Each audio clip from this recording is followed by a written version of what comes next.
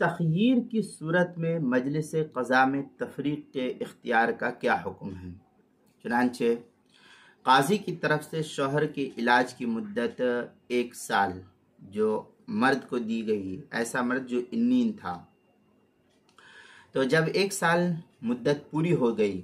اور حسب شرائط جو قاضی نے حکم دیا تھا اس کے مطابق شوہر لا علاج ثابت ہوا، تو قاضی عورت کو تفریق کا اختیار دے گا۔ اور اختیار اس صورت میں ہو تو اگر اسی مجلس میں عورت نے تفریق یعنی جدائیگی کا اختیار، جدائیگی کو پسند کیا، یہ کہا کہ میں اس سے جدائیگی کو اختیار کرتی ہوں، تو تفریق ہوگی۔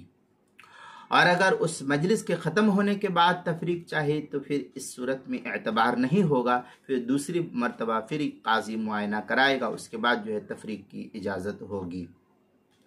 اس مسئلے کو مستفاد کیا الحیلۃ الناجزہ صفحہ 70، جو نیا چھپا ہوا نسخہ امارت شرعیہ ہند کا ہے، وہاں سے صفحہ 70 پر اس کو نقل کیا ہے۔ محیط برہانیہ میں ہے یخیرها القاضی فإن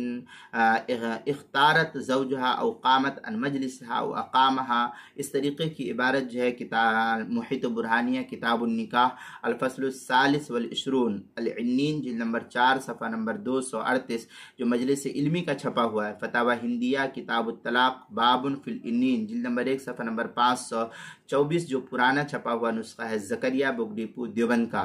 آگے بدائع الصنائم ہے اذا خیرها الحاکم فاقامت معه او قامت من مجلسها قبل ان تختار الى قوله فلا خيار لها، اس طریقے کی عبارت جو ہے بدائع الصنائم مباحث خلف الزوج من عیب الجب، اس طریقے کی عبارت فصل فی بیان ما یبطل الخیار جلد نمبر 2 صفحہ نمبر 638،